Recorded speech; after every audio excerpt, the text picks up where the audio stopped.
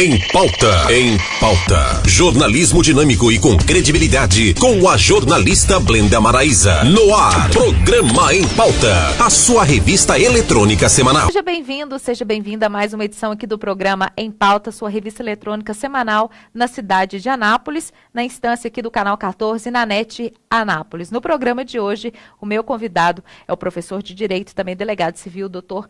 Gleison Reis, que vai falar conosco no nosso quadro de Cidadania e Direito sobre a violência urbana, as causas, as consequências, a importância da comunidade se envolver nessas questões e principalmente ter políticas públicas para que a gente possa enfrentar e, quem sabe, tentar diminuir esse número de violência crescente no Brasil e, claro, a cidade de Anápolis acaba também envolvida nesse meio, entrando, na verdade, nas estatísticas da violência urbana. Mas antes de eu chamar esse bate-papo muito bacana aqui e edificante, na verdade, com o processo de educação de cidadania e direito aqui dentro do programa Em Pauta, eu quero agradecer aos nossos parceiros, aqueles que são os apoiadores, melhor dizendo, aqui do nosso programa. Eu começo com a Omega do Balão, que fica aqui na rua Barão do Rio Branco, no centro da cidade, número 978. Lá você encontra vários presentes, desde anéis, pulseiras masculinas e femininas, óculos solares. Olha, você pode aviar a sua receita com as várias armações, o seu óculos de grau, você pode realmente fazer também na Omega do Balão, carteiras masculinas de couro, canetas executivas, enfim, relógios. Olha, se eu começar a falar aqui, a gente não para, viu? De tantas oportunidades e tantos acessórios que você pode conferir ali na joalheria Omega do Balão. Que era bom estar de volta aqui na cidade de Anápolis. Um abraço a todos da Omega do Balão que estão nos assistindo nesse momento aqui no Canal 14. Meu agradecimento também ao Centro de Estética e Beleza Paula Castro, que atende de segunda a segunda. Exatamente. Inclusive aos domingos e feriados, ali na rua Senador Canedo, no bairro Jundiaí. O telefone de lá é o 3943-4545. Tanto na área de salão quanto na área de estética, você vai ser bem cuidado, como nós aqui do programa Em Pauta, somos bem cuidados lá no Centro de Estética e Beleza Paula Castro. Um beijo para toda a equipe da Paula Castro, obrigada pelo carinho e pela parceria. Um abraço também para a Boutique Érica Christian, que fica ali na Avenida Pinheiro Chagas, número 500, no bairro Jundiaí. Todos os looks aqui do programa, são lá da Boutique Érica Christian. Me veste, nesse eu tô com um cachemir daqui da Maria Filó, lindo, e você pode também encontrar, não só como esse também, olha, que isso é super versátil, por exemplo, nós estamos aqui num programa, poderia já sair daqui, ir para um happy hour, ou poderia ir para a igreja, enfim, você já está pronta para qualquer oportunidade. Olha, várias looks você encontra lá na Érica Christian, viu? Principalmente com a Érica, ela que te dá várias dicas de moda, principalmente já monta o seu look, já sai lá da loja com o seu look montado, viu? Não perca tempo, o telefone dela é o 981059943, 981059943. Também vamos adoçar um pouquinho esse programa, Aos agradecimentos à Dona Neuza, balas de coco Dona Neuza, balas de coco caseira que derretem na boca, tá? Balas de coco geladas, recheadas. Olha, só te falar, já me deu água na boca, viu? Falou que assistiu aqui, esse comercial aqui do Balas de Coco, tem desconto. O telefone dela é o 99674-9282. 99674-9282. E claro, não poderia deixar de agradecer também a agência de comunicação BM Comunicação Integrada, que é a agência que produz este programa. Você que está precisando de assessoria de imprensa, assessoria de comunicação, marketing digital, a construção de redes sociais, marketing político, dê uma ligadinha com o pessoal lá. É no 99105-7392.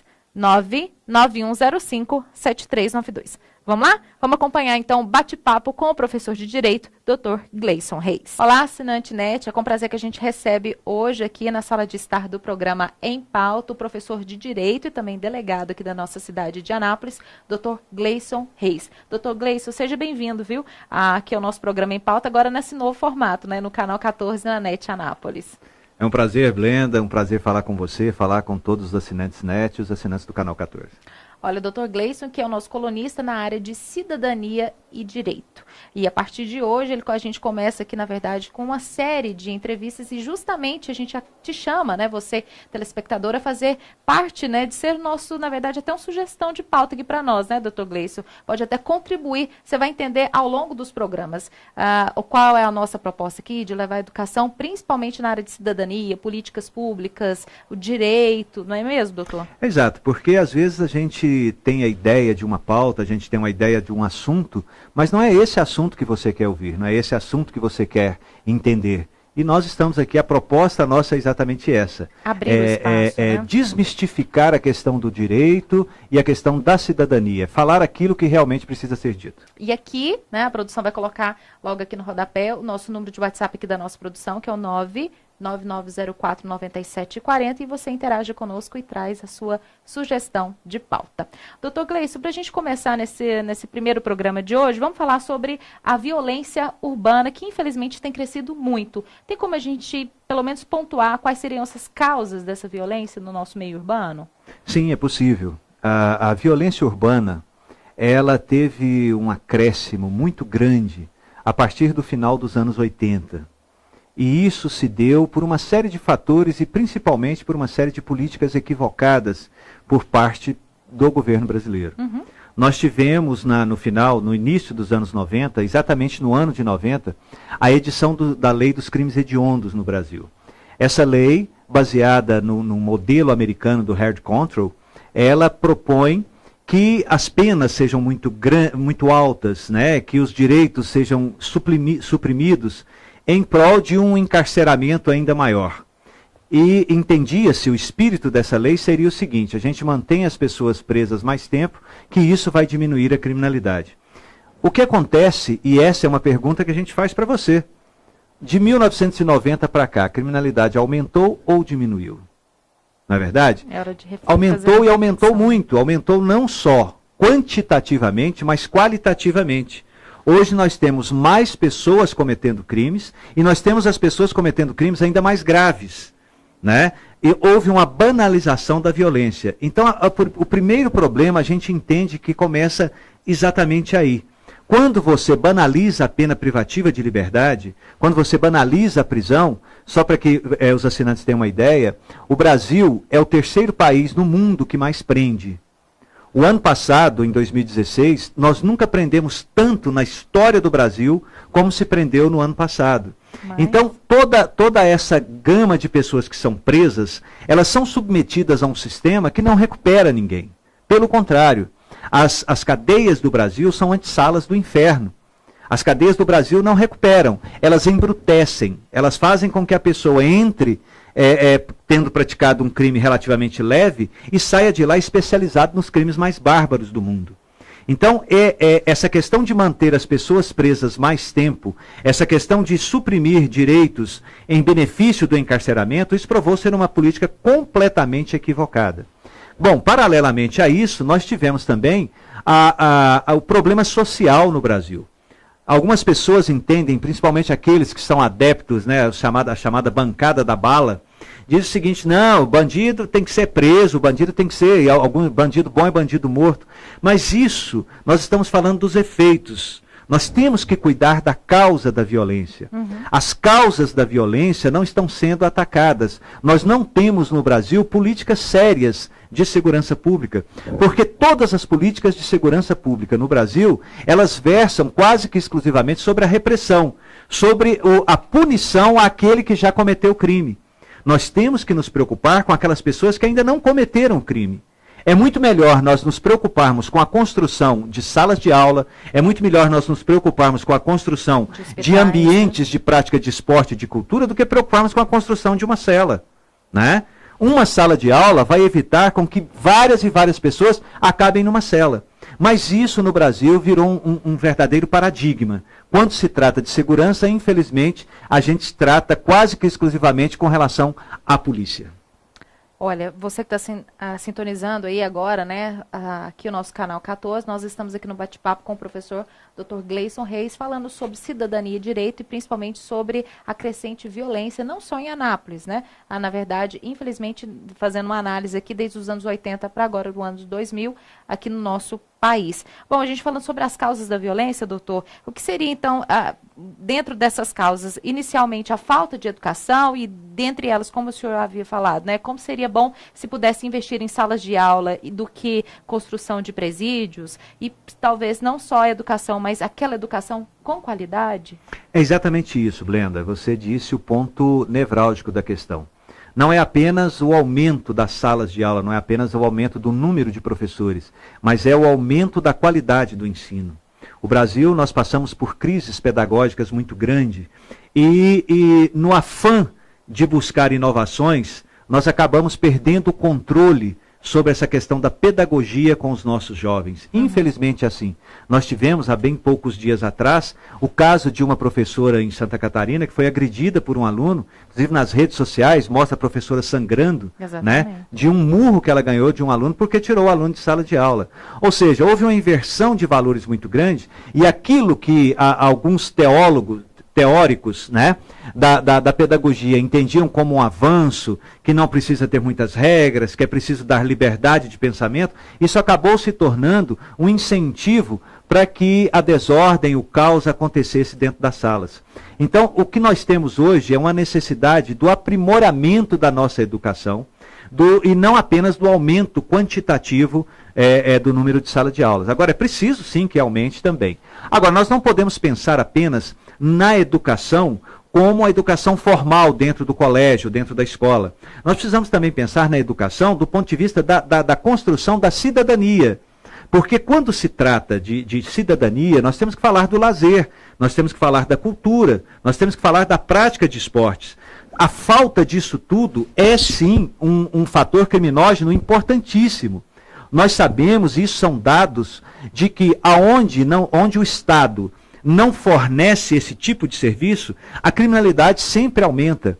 O tráfico de drogas, a violência, ela entra no vácuo deixado pela prestação por parte do Estado. Bom, doutor, ainda falando sobre a questão da violência, tem como a gente traçar um perfil entre o agressor e até a próxima vítima? No caso, o senhor deu um exemplo aí que foi destaque, né, tanto nas redes sociais, da professora sendo agredida por um aluno, e até alguns dentro das redes sociais dizendo que a professora, que a ação dela também foi violenta antes, ou seja, não existe algo que se explique. A violência por si só já se perdeu o controle de tudo, né? Infelizmente, nós não queremos ser alarmistas, não é isso, mas nós temos que ser realistas. A hipocrisia, ela já versou demais aqui no nosso país. Nós precisamos parar um pouco de sermos hipócritas e admitirmos o nosso próprio erro. Nós, como família, erramos, nós, como sociedade, estamos errando, e nós, como nação organizada, também estamos errando. Então, existe um erro coletivo e que ninguém quer assumir. Quando a gente começa a falar do tratamento ou da tratativa que vamos dar às questões da violência, né? Quando isso diz respeito às ações praticadas pelo poder público, todo mundo bate palma. Mas quando essas mesmas ações versam, ou pelo menos dizem respeito a você, aquilo que você tem que fazer, ou aquilo que você tem que deixar de fazer para que a violência diminua, aí as coisas a gente aprende, não, mas eu não tenho nada com isso, isso é problema, né? É como se a violência sempre fosse o problema do outro. Não, a violência é problema nosso. As causas da violência também é um problema nosso. Nós não conseguimos mudar o mundo. Ninguém, nem eu, nem a Blenda, nem vocês, ninguém consegue mudar o mundo. Agora, a gente consegue mudar a nós mesmos. O nosso meio, Isso é importante. Ao invés de querer mudar o planeta, tenta mudar dentro da sua casa. Tenta mudar o universo que é dentro da sua própria casa. Resgate de valores, resgate de situações que são importantes, como a respeitabilidade, o amor ao próximo, um muito obrigado, um por favor, um com licença. Isso não faz mal para ninguém. Isso sempre abalizou as melhores sociedades. Então eu entendo que é preciso sim uma ação integrada. E aqui eu quero dizer que em Anápolis nós temos um projeto que é de vanguarda, que desde o dia 1º de janeiro está sendo aplicado em Anápolis o Plano Municipal de Segurança, baseado num programa das Nações Unidas, que as Nações Unidas têm o Programa das Nações Unidas para Desenvolvimento Urbano. E baseado nesse programa, nós conseguimos, através de um trabalho acadêmico de mais de 10 anos nas faculdades, elaborar um plano aonde o município assume a sua posição como ente federado. O município é um ente federado. O Brasil é o único país do mundo aonde a União, a federação, ela é composta também pelos municípios. Porque nós temos a União, os estados e os municípios. Em todas as outras federações do mundo é só União, estados. No Brasil, os municípios fazem parte. Muito bem. Em face disso, do município ser um ente federado, o município tem as mesmas responsabilidades que os estados e a União no que diz respeito ao bem-estar do cidadão. Então, desde o dia 1º de janeiro, o prefeito Roberto Naves determinou e incentiva de uma maneira muito interessante a aplicação desse plano, que é um plano que está voltado fundamentalmente para a prevenção, fundamentalmente para o trabalho nas causas da violência. Nós estamos indo fundo nas causas da violência, trabalhando com dados das chamadas manchas criminais. A gente só trabalha com estatísticas, com números, porque através de um trabalho científico é que a gente consegue resultados positivos. E aí, Blenda, o que acontece é que é o que Einstein dizia. É loucura você achar que vai conseguir resultados diferentes agindo da mesma forma. Você tem que agir diferente. O modelo de segurança que nós temos não funciona.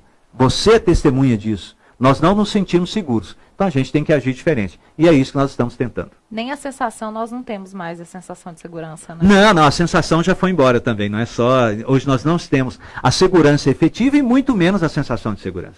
Bom, doutor Gleice, a gente falando sobre a participação importante, né, da comunidade, esse foi um dos fatores, né, que o senhor disse. A gente não muda o mundo, mas a gente pode mudar o meio que a gente está. Isso é claramente a colocação de que a sociedade pode e deve se envolver para que as estatísticas possam diminuir, na verdade, com relação à violência. Nós não podemos ficar esperando pelo poder público, nós temos que fazer a nossa parte.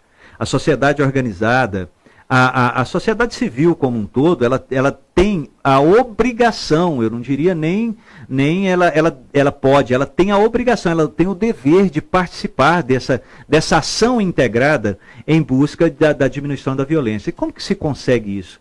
É exatamente aí sim o município pode e deve estar ajudando, coordenando essas ações, né, através dessas entidades organizadas, exemplificando. Nós temos uma parceria hoje com o movimento comunitário em Anápolis, tanto o CONAMA como o COMAN, aonde nós, através das associações de moradores, nós estamos em contato direto com a sociedade, buscando soluções, ouvindo.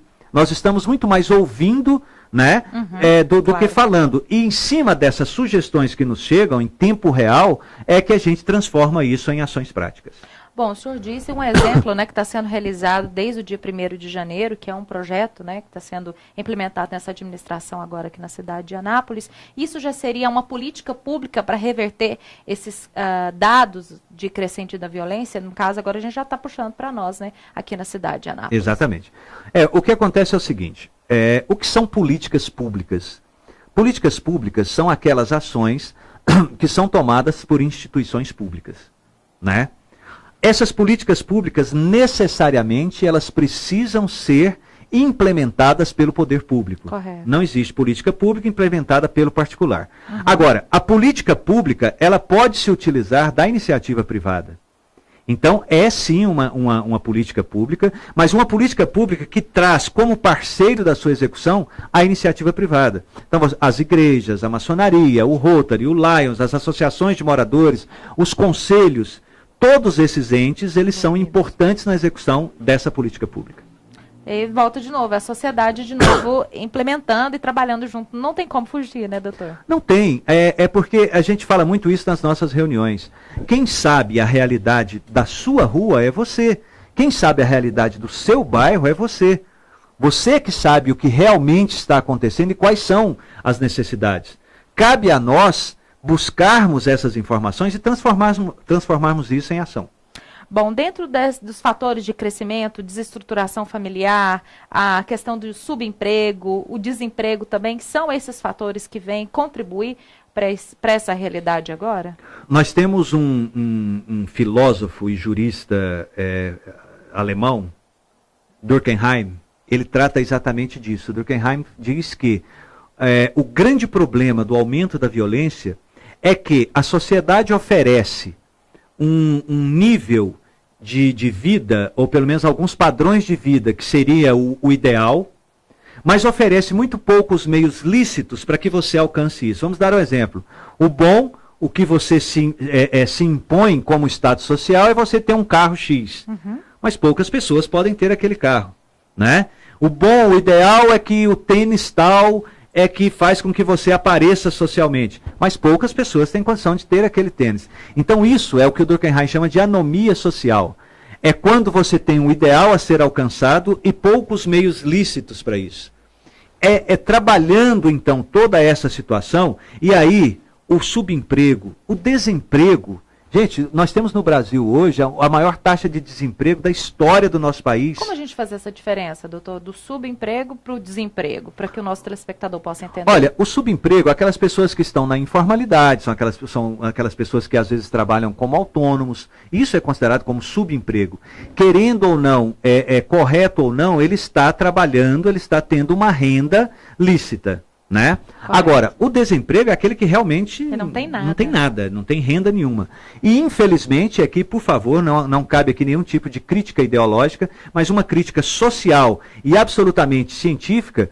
O Brasil contribuiu, o governo brasileiro, nos últimos governos federais, contribuiu muito para que isso se tornasse uma realidade. Ou seja, as pessoas saíam do subemprego, iam para o desemprego, mas aí, por uma questão de um programa social, esse desemprego passou a ser meio de vida. Nós temos milhões e milhões de pessoas no Brasil que sobrevivem à custa de uma bolsa do governo. Sem nenhum tipo de contrapartida, sem nenhum tipo de limitação, simplesmente virou meio de vida. Tem um dado interessante de uma ONG no Rio de Janeiro, a ONG Viva Rio, que onde existem mais beneficiários, lá no Rio, onde existem mais beneficiários do Bolsa Família, o índice de criminalidade naquelas comunidades é maior. Por quê? Mente vazia, oficina do diabo. Mas o cadastro único, a questão dos projetos sociais no Brasil, o senhor tem dados de quando é que ele foi implantado? Olha, nós tínhamos no governo Fernando Henrique Cardoso a chamada Comunidade Solidária. O Comunidade Solidária, ele tinha exatamente essa unificação dos programas sociais. Tinha programas sociais, né? Também? Sim, tinha programa social e o programa social eram unificados. E eu me lembro bem, a título de ilustração, de que o Bolsa Família, não com esse nome, mas ele já existia. Como que era? A pessoa se inscrevia por um tempo determinado e ela recebia a bolsa, mas tinha que fazer uma contrapartida. Não era de graça, não era só receber. É nos moldes que nós temos a Bolsa Universitária em Goiás hoje, que é um programa pioneiro no Brasil, do governador Marconi Perillo, aonde você tem o universitário, ele ganha a bolsa, mas ele tem que ter uma contrapartida. Ele presta um serviço comunitário, por exemplo. Isso, exatamente, né? Um serviço comunitário. Então, antes, o programa comunitário, os programas sociais, melhor dizendo, me perdoem, os programas sociais eram assim, as pessoas se inscreviam por tempo determinado. Quando o governo do PT assumiu, transformou essa comunidade solidária, fragmentou em vários programas e o Bolsa Família passou a ser um programa onde você se inscrevia sem prazo determinado e não tinha contrapartida nenhuma. Deu no que deu. Bom, ainda trazendo as questões aqui dentro de cidadania e direito, hoje na pauta com relação à violência urbana, né, aqui com o professor de Direito, Dr. Gleison Reis, a gente falando sobre os fatores, né, que desenvolvem e que aumentam as estatísticas de crimes, e agora a gente puxando para a cidade de Anápolis, o tráfico de drogas é também, sim, uma dessas causas, principalmente para os crimes mais violentos, mais bárbaros na nossa sociedade, e Anápolis, infelizmente, não está fora, né, doutor? Infelizmente, eu sou obrigado a concordar com isso. E aí os nossos assinantes fiquem perplexos. Mas o Brasil hoje, nós temos mais mortes violentas do que em qualquer guerra do planeta. Nós já vivemos em guerra, né? É verdadeiramente uma guerra. Agora, essas mortes violentas, elas não são apenas aquelas motivadas pelas drogas ilícitas. A maioria dos homicídios são praticados por causa do álcool. A maioria das mortes violentas, e aí a gente inclui os acidentes de trânsito, por causa do álcool. Então é claro que o tráfico de drogas hoje ele é um câncer a ser extirpado, e a gente vai falar um pouco sobre isso, mas nós temos que pensar na outra vertente, na droga lícita. A droga que mais mata no Brasil não é a cocaína, não é o crack, não é a maconha, é o álcool. E nós aceitamos isso passivamente.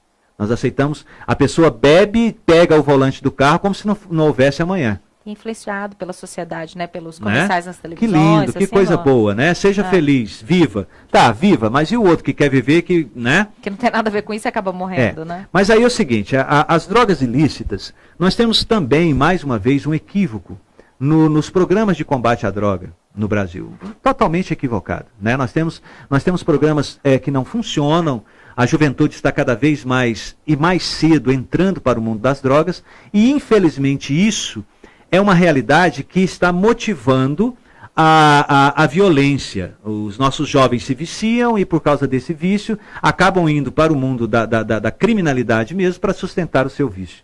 Não se vai, de forma alguma, combater ou diminuir isso simplesmente com polícia, simplesmente prendendo viciado em droga. Não é assim. Isso não vai resolver nada.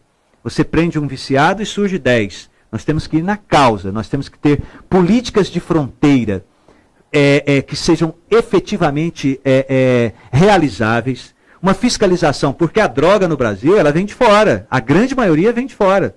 A cocaína vem de fora, o crack é um substrato da cocaína, ou seja, vem tudo de fora. É pouco aquilo que é produzido aqui dentro. Então, nós temos que atacar a causa, nós temos que ir nas fronteiras. Mas, infelizmente, não só pela dimensão territorial do nosso país, mas principalmente pela omissão de uma política pública efetiva de combate às drogas, a droga hoje realmente é um potencializador de violência muito importante.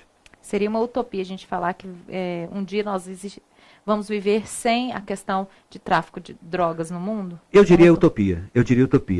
Até porque nós temos muita hipocrisia quando se trata disso. Né? Muita hipocrisia. As pessoas se preocupam muito com com algum tipo de droga, sendo que, na verdade, nós temos outras que são muito mais perniciosas.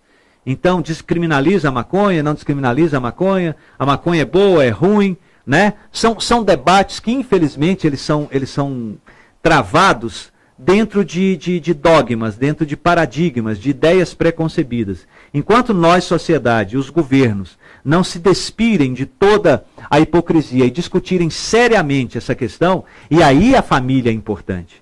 Aí a família é extremamente importante. Porque se alguém entra para o mundo da droga, é porque ela teve a oportunidade. E essas oportunidades começam na família.